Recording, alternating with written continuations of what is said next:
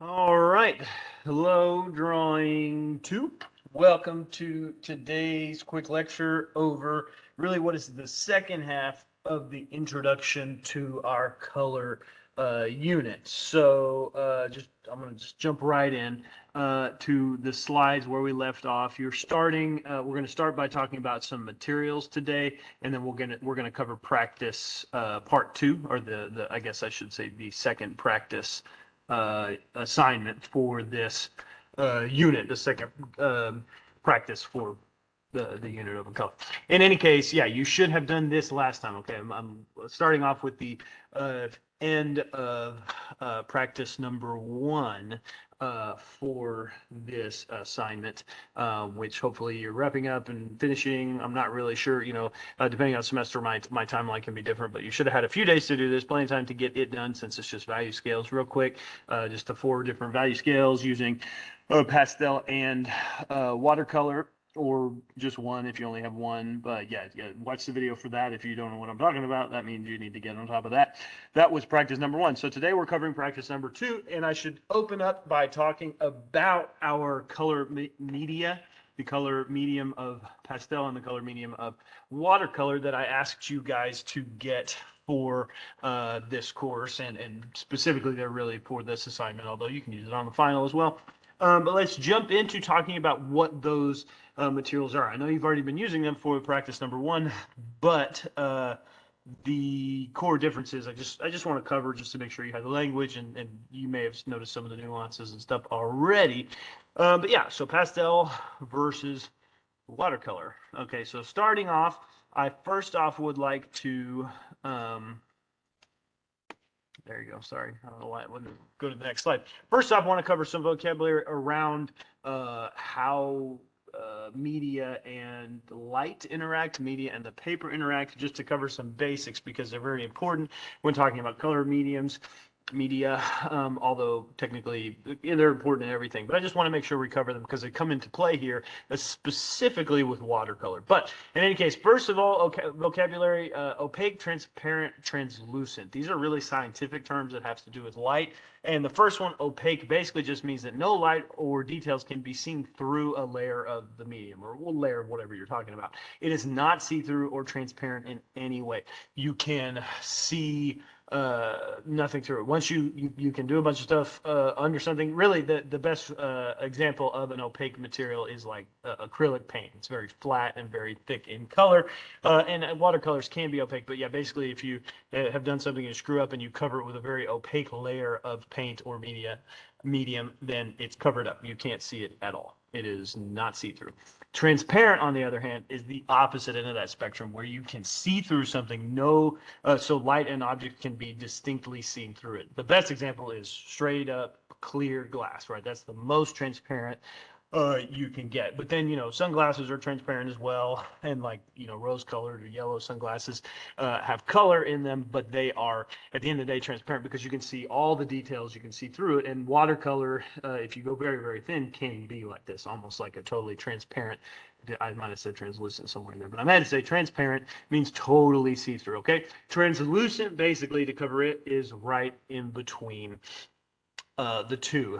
You can see light through it, but not details. This is like sheer fabrics. It is semi-transparent. If you water down acrylics, it can be like this. And if you use a little more watercolor medium, sorry, in your water mixture, in your layer, it might be translucent. If you go a lot of watercolor will be transparent. A little less water, more medium, will be translucent. And then if you go like pure watercolor medium and not much water at all, you're going to get into opaque. And when you're working with pastels and stuff, you're pretty much going to get opaque or translucent.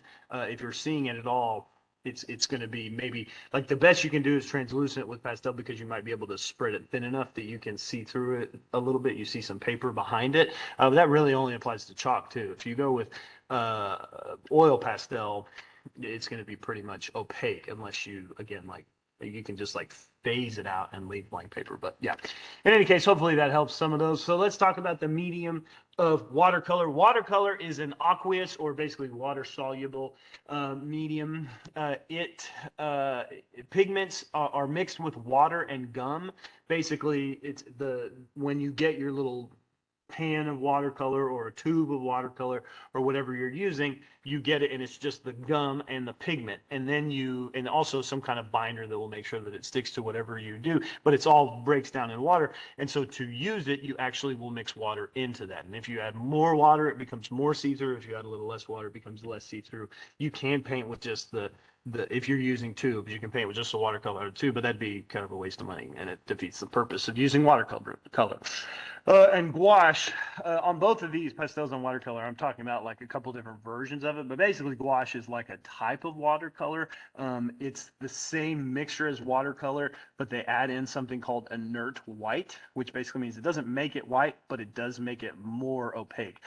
This has become like a kind of a popular medium over the last several years, and it really what it is, and I mean it's been around for quite a while, but it's basically kind of halfway between watercolor and acrylic. It's like a little bit less see-through watercolor, so it's very popular with illustration because it's like better than like markers or something where you're going to see lines, but it's still very opaque, like and flat, like I said, for illustration. So those of you who are into illustrating might want to get some gouache and play with that at some point, but it does make it more opaque.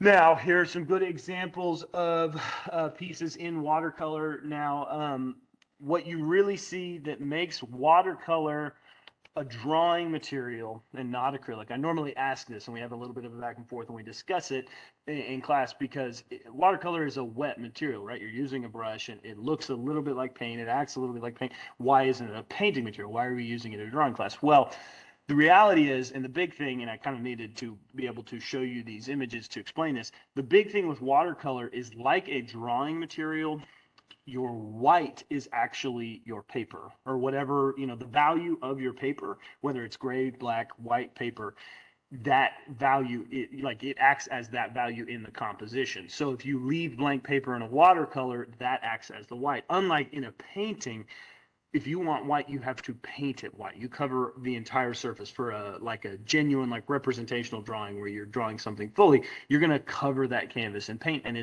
the whites are going to be painted on top with a white paint, or somehow incorporated with white paint. So watercolor is a drawing material, in my opinion. This is kind of that's how I define it. Even though it's a wet material, it acts like a drawing material. Also, the fact that you can add a little bit less, a little bit more. There's like different value levels, all that sort of thing. But the biggest thing is you paint on paper, and the white in the composition is the blank paper. Okay, so looking at examples here, and you can see, this house is a good example of, Andrew Wyeth did both of these, and this house is a good example of taking like a dark black or a gray and adding so much water that it becomes almost see-through, right? It's very, very faint, barely visible at all, and you can really see there's like different patches of like a little bit more medium to add more opacity down here in the grass and things, and then a little bit less to add more transparency. Right, and same thing over here in the Canon image. Well, first off, I do want to point out that the snow that's covering the Canon, on the arms that carry it, the yoke in the back, whatever you want to call that, and on top of the wheels and things like that, he has left empty blank paper to represent the snow that is actually on top of the object, even if it's in the middle of these very colorful sections. He's implied a lot of space and landscape here just with blank paper, with subtle, I mean, he's kind of dirtied it in areas like snow would be, but overall it's blank paper, right?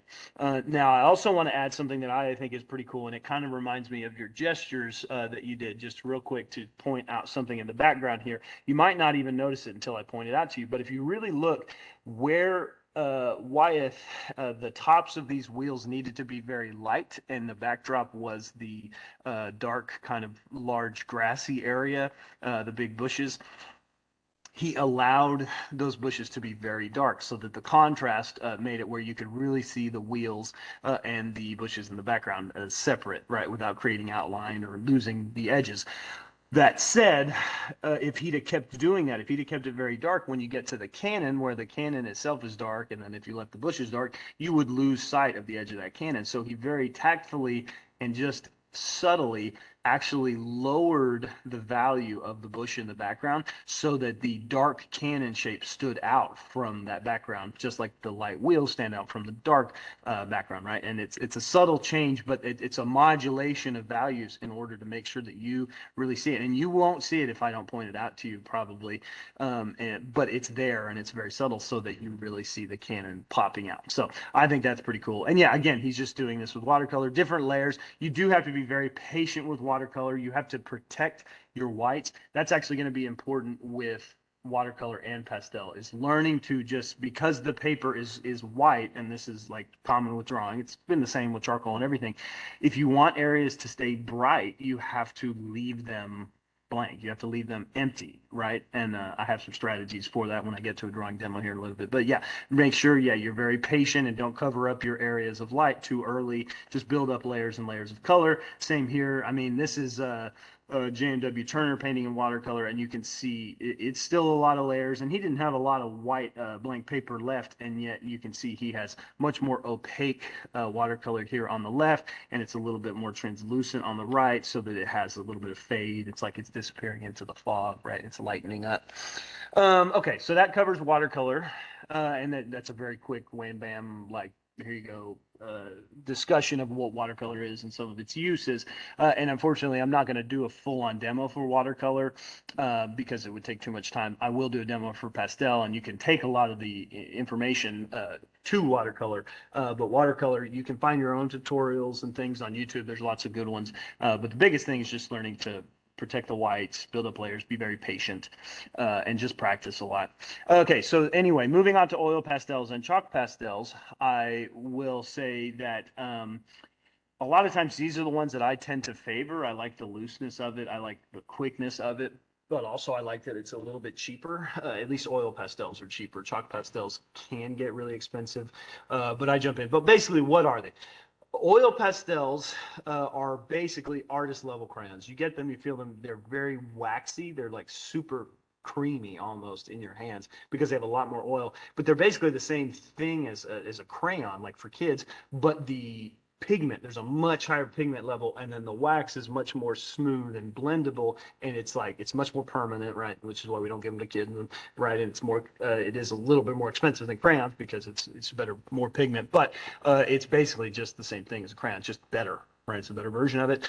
Compare that with chalk pastels, or a lot of times if you hear people just say pastels, they're talking about chalk pastels, although I might be using it kind of interchangeably. But chalk pastels are dry, made of pigment mixed with a non-greasy gum binder and water, and then they're left in sticks to dry and be used like chalk, but with fuller color. Basically just like your sidewalk chalk, your chalkboard chalk, but they have pigment and they have lots of it, right? Sidewalk chalk has some pigment, but not a lot. It has a lot more calcium in it, right, that produces that white kind of chalky surface. But yeah, it's non-greasy. Basically, what pastels are, you can think of them as charcoal that is colorful. Right.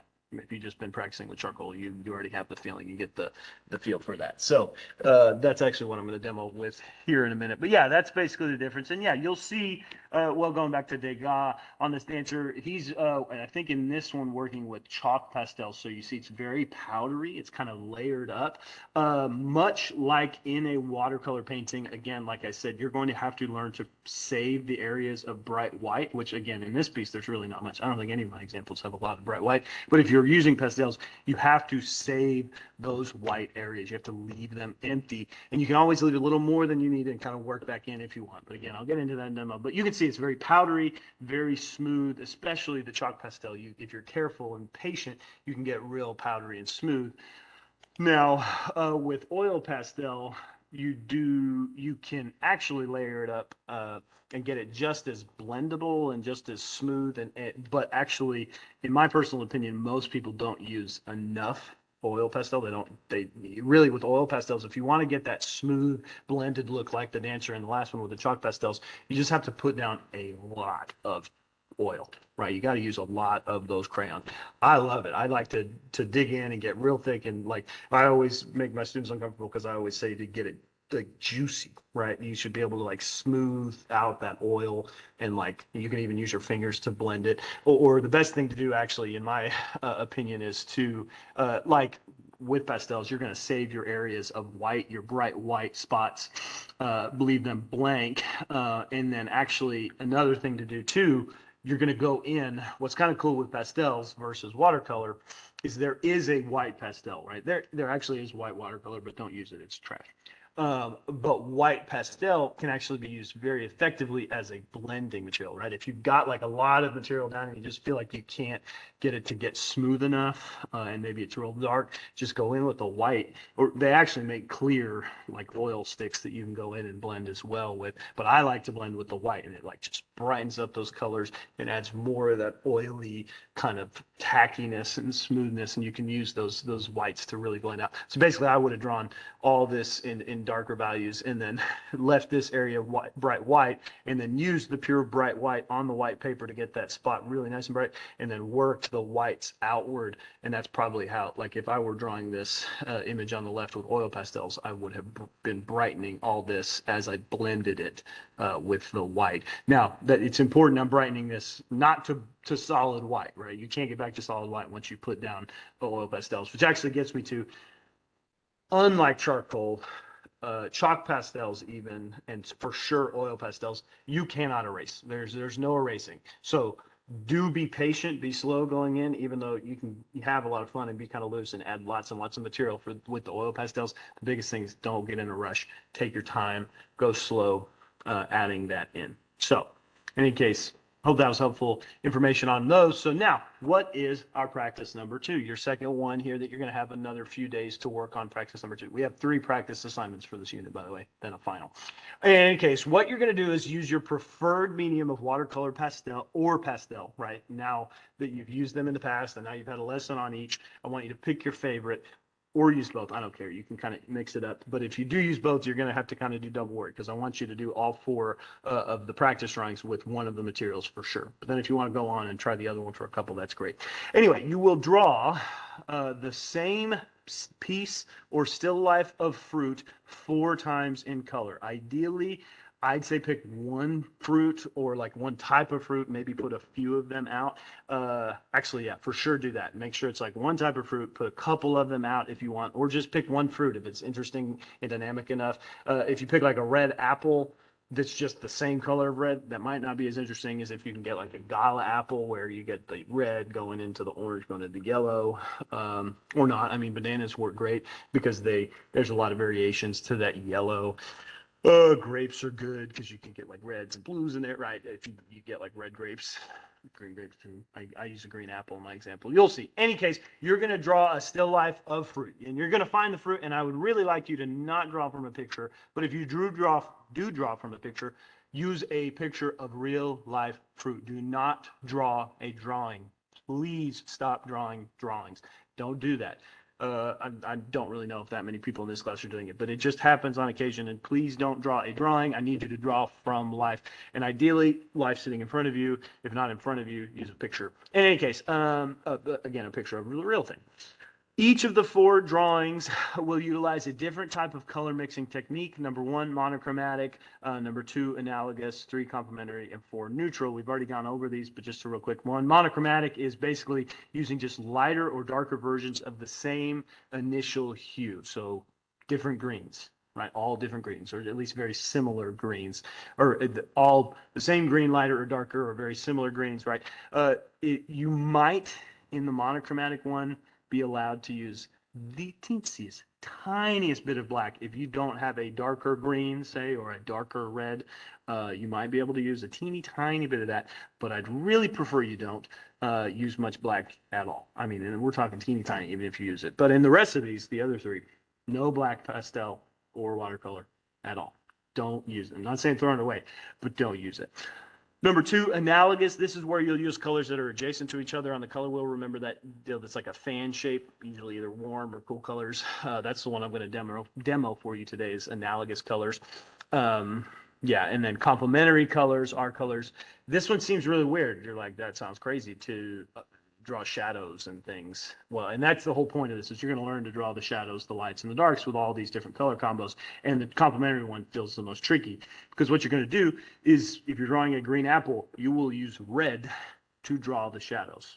Okay, and the reason you'll do this is because it will blend optically in your eyes and make a neutral blend of the two colors and make a really pretty natural looking shadow. I'll show you the examples, but yeah, all the complement of whatever your main color is what you use. And then neutral is where you'll use your main color and maybe a couple similar ones like light green, dark green, and then browns to create your dark values. Okay, no blacks will be used in the drawings except maybe in number one, like I said, but only the teeniest tiny bit. Okay, select a fruit or fruits that are monochromatic or analogous, like I said, within themselves. Pick a couple, pick one. An apple that actually has a red and green section will prove tricky in this exercise. Yeah, even if it is an apple, if it's got both red and green, can be tricky, can be fun, but can be tricky. Yeah, in any case, yeah, like maybe red and orange, that kind of thing works, but red and green might be too dramatic. So here's mine. And here are the examples I'm going to show you. Make sure the fruit is overall the same color, yellow and red on a green apple. Can sometimes throw the extra. Well, yellow on a green apple is fine. Red on a green apple it's too far the other way. It's not going to work great. But really, overall, if you just, it's probably best to just pick something that's pretty much the same color all the way through.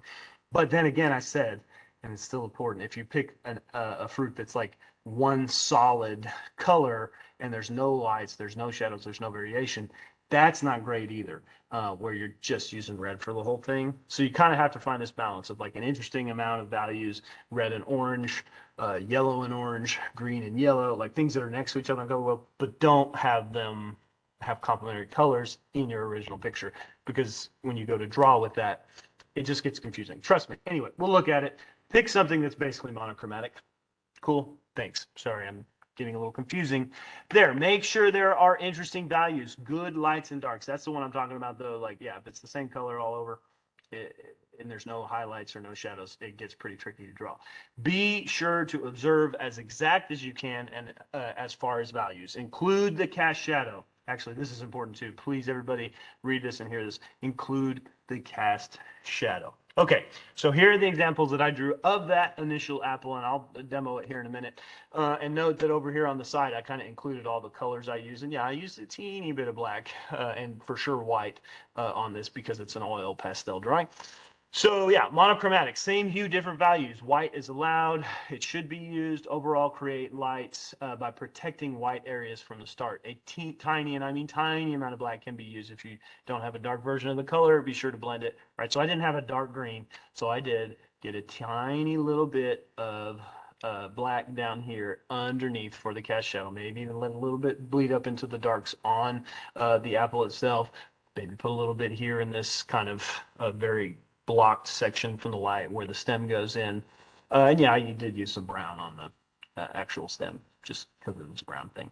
But yeah, overall I did use a little bit. No, I used the yellow on the next one. I didn't use yellow here, actually. It was all just light green, regular green, a tiny bit of black and white. Okay, all monochromatic. Then with analogous, that is where they're a fan on the color wheel. So I got rid of the black. I replaced it with blue, and then I added in yellow on the light side. So you can really see it goes from the regular green, and then the shadows are made with all blue. If you have a red apple, purple looks really great for shadows. It's beautiful shadows on a red apple. And then yellow helps that transition from green to bright light green, or whatever you want to say. And you can see here what I was talking about. The pastel on my drawings is very thick, very dense, to where it's like completely opaque, and that's why I really like it. I did leave some areas of white here, pretty blank, and then hit them with the white pastel to brighten them up. Same back here on the monochromatic. Okay, so the next one, complementary. This is kind of the trickiest one, and it melts kids' brains the most. Maybe, I don't know, maybe you're fine with it. But I actually use, these are colors opposite each other on the color wheel for the shadow. Okay, and that's really where I'm getting into all this. Monochromatic is like about using darker greens for the shadows. Analogous is about using darker colors next to it on the color wheel for shadows. And then complementary, you're using the complement to create the shadows. Okay, so the overall look is green, but then when you get to draw the shadows, you can't use black. I don't want you to use an analogous color here or browns. I want you to bust out the red. And if you see, as you draw with the complement, so red here on a green surface, it turns into a good neutral shadow. It gets the dark cast shadow. And then I put a lot more of the complement on the cast shadow because it really reinforces the contrast between the object and the cast shadow. Looks real good. And again, transition to the yellow before I went to the, the light green, then the yellow, then the white, protected areas of white, and actually left some implied white on the stem here. Also, I think I used a tiny bit of purple in the shadows because that was a complement, or yeah, the complement to yellow. Kind of cool to add that in there too. But yeah, basically your shadows are made with the color opposite down on the color wheel. So you're talking about a banana would have purple shadows, a green apple has red shadows, and then like a really blue plum would have orange for the shadows, or an orange would have blue for the shadows. Okay, give it a whirl. Have fun. Okay, and then the last one, of course, is brown. Okay, and again, this is kind of like what you're drawn to do with like a black and white color scheme, but it just throw out the black and use brown instead. You can still use white, and then yeah, dark green, light green, maybe a little bit of yellow because it's kind of a neutral, and then brown here. And this is if you draw a green fruit. Now, if you're drawing a banana, again, you're just going to use yellow, white, and brown basically, and maybe like a mustard yellow, that kind of thing.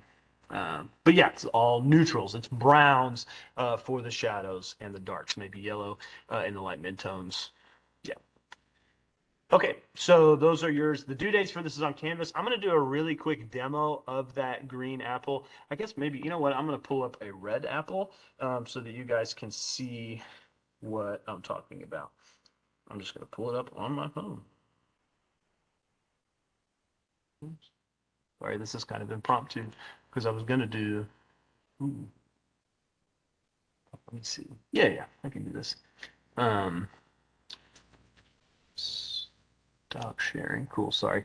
Let me go to, let me see how long we are. Okay, I gotta pay good attention here. Let me go to the document camera and yeah, find a good red apple. Got it. Sorry. I just realized y'all saw me do all the green ones, so I don't need to repeat that one. So let me do this. Here's the red apple I'm going to draw. Let me real quickly make sure that it's not going to go away while I'm drawing. Okay. Here we are. So for this red apple, I'm looking at my pastels here. I got to put all the greens away. I'm good with the yellow still being out and the orange. I'm going to do an analogous one. So yeah, maybe even this kind of pinkish beige, the red.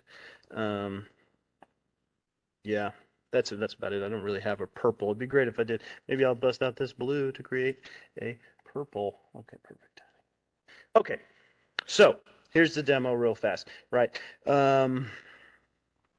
Basically, here, if I start drawing this apple, this is with chalk pastel, right? And remember, I'm going to protect my whites. I'm going to actually start with orange. I could probably start with this beige. Yeah, because I might not use a lot of yellow. I'm going to start with a light color. It's kind of important to start with a light color when you're working because you can always get darker, but it's pretty tough to get light when you're working with materials you can't remove from the paper. So just trying to work pretty quick here. I'm going to probably slip in and out of being able to talk well here because I'm going to go left brain. Okay, now notice I didn't just draw like a big line around the apple. I'm working inside of the shadow, inside of the apple. I actually always recommend for students to basically start in the middle of a shape when you're working with trying to create full value drawings because the nature of trying to make sure it has form instead of just an outline means you should start in this way. And notice I'm kind of working all over, looking at my drawing here, or looking at my original picture, because since I picked a light color, I'm going to be able to, let's see, work right over the top of it if I want to add more dark. colors later, okay? But I am protecting the white highlight right there, the white highlight over here. I can add a little bit more. You can see I left some areas of lighter, even though I'm still working with the light color, I left areas of lighter to match what's on the original apple, okay? So now I've got the kind of pinkish undertone down. Let me jump to orange, get a little bit more vibrant. Okay, I'm going to have to start focusing on the drawing a little more.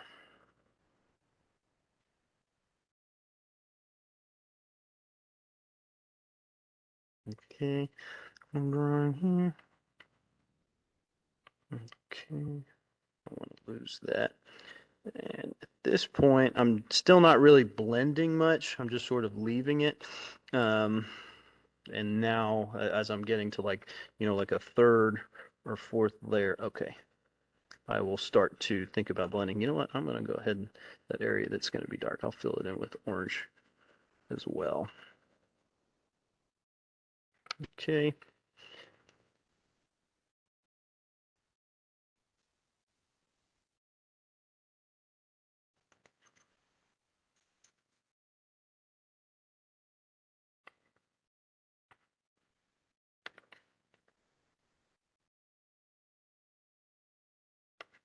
Okay, now I'm going to start blending this out. I haven't really done that yet, but I want to a little bit. I'm okay covering a little bit of that highlight. I'm exaggerating the highlight under here, and that's okay.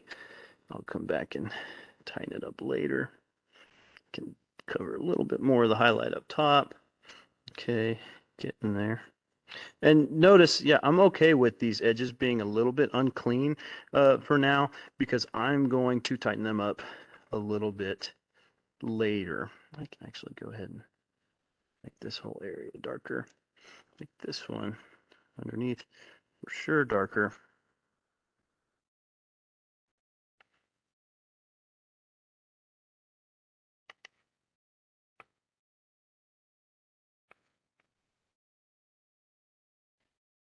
Hmm.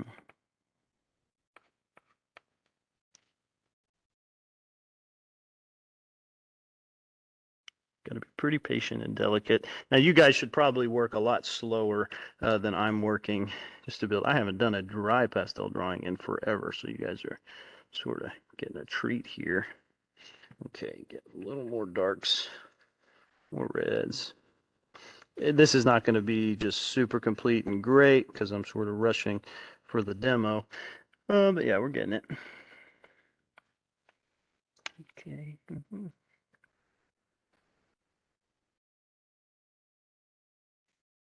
Okay, so I'm just trying to separate some of those finer brights.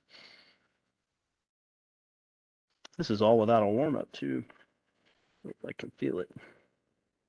All right. Okay, now for the shadows, I don't have a purple, but if I add blue to red, I'll get purple. So I'm going to use the blue a little bit, and I'm actually going to go in here and start laying a base for the cast shadow.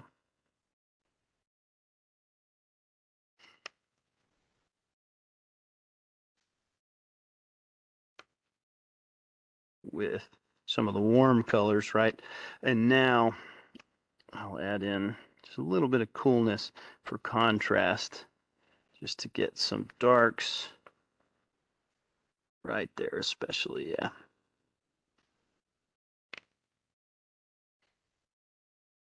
Okay, so that's really looking like a good shadow. Let me go ahead and keep working in here. Just have to be patient, work all over the drawing, protect the areas of brightness so that you don't lose them. Really think about it. Hopefully you can, even if I'm not articulating exactly what you need to do, you can see from this video what you should do. Okay, I'll go back in here, blend this. If you go back in, I kind of tend to, when you're adding a color that's like got a lot of contrast, like blue for red, or like if I were using green, heck, I use some green. All right, so you guys can see what I'm talking about with the complementary color creating some of the shadow. When you do this, I always go back over it with the original color again, and that way there's like kind of a dominant layer of the original color under it. I went with way too hand with this, but that's okay.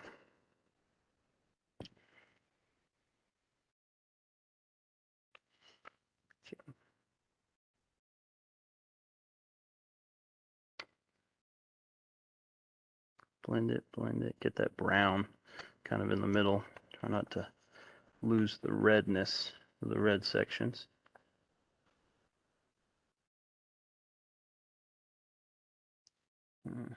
How's that looking in the video? A little bit crazy. It's always tough doing these demos without like an actual audience, just like me and myself, but hopefully you're getting it. Way too much going on. Some of that brightness again.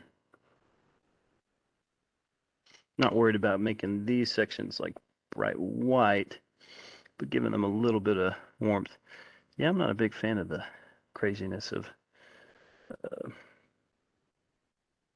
chalk pastel as compared to oil, I guess, but it's working out. Okay, getting there. Yeah. You can see it a little bit. We're going to lose it in the rush. It's not going to be perfect, but getting closer. Yeah. You know, I always say too, this is good because y'all might not get the chance to hear this because I usually say it when students are working, but things always kind of look crappy in the middle, right? Don't forget that. Things always, it's really easy to kind of lose sight of what you're doing and get discouraged when something is halfway done. It's just the nature of working in layers, working in the ways that artists do. So don't get discouraged. Keep going. And notice I haven't used an eraser, although I've been super tempted to try. It won't work, so not doing it. Add in the blue here. Try this.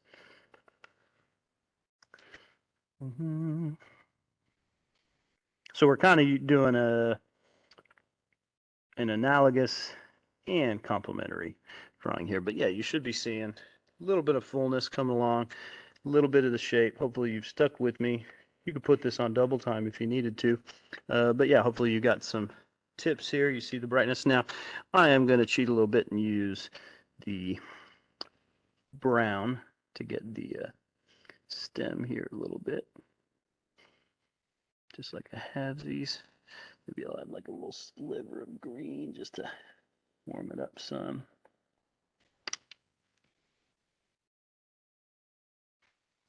And I'll even bust out the white chalk. Give it some, yeah.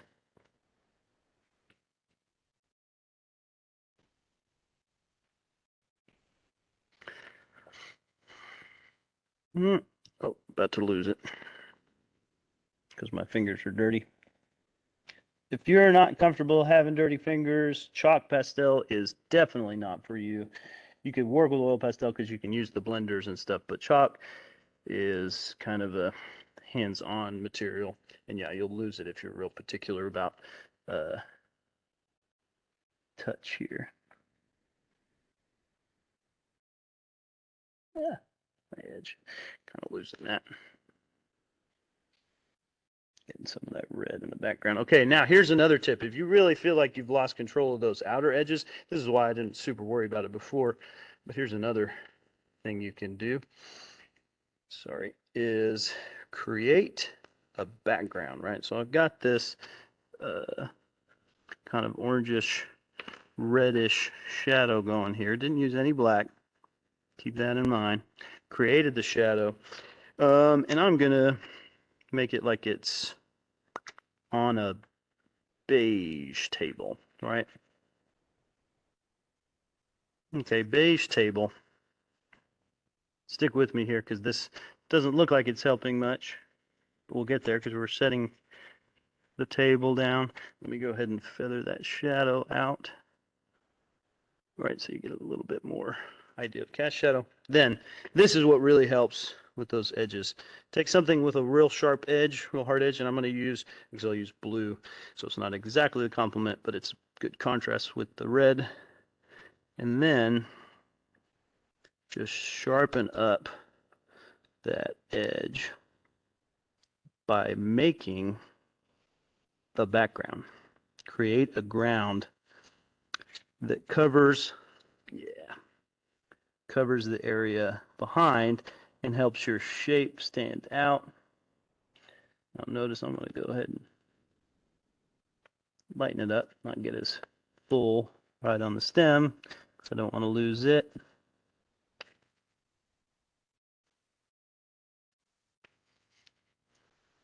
Sorry, we're going to have to move. This is how you can fix a shape so that it has a real clean line without outlining. Okay.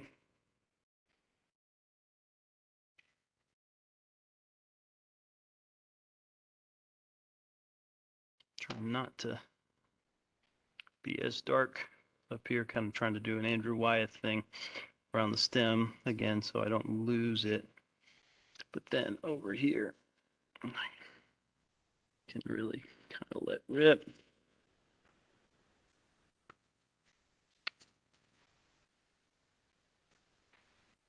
All right, that's a very quick,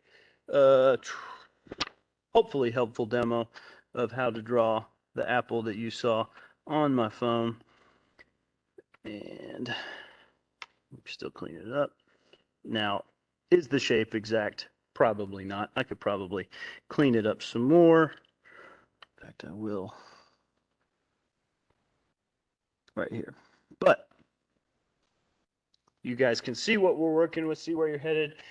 Try to keep the shape in a little bit better shape than this. And yeah, again, chalk pastel, pretty messy. But you guys saw how I layered. You do have to be patient, even though that was a very quick drawing. Hopefully you saw that. And again, I did analogous for a red apple. So it was mostly orange, yellow, kind of this warm beige color, orange, right? Very much mostly analogous on the color wheel. But then I did introduce the blue, which is not quite complementary, but just to try to almost get like a purple on this end, but then also complementary to get the shadows. You are going to draw basically one where you just use the reds, right? One where you use the analogous colors, one where you use the complementary colors, right? So colors opposite each other on the color wheel, basically that.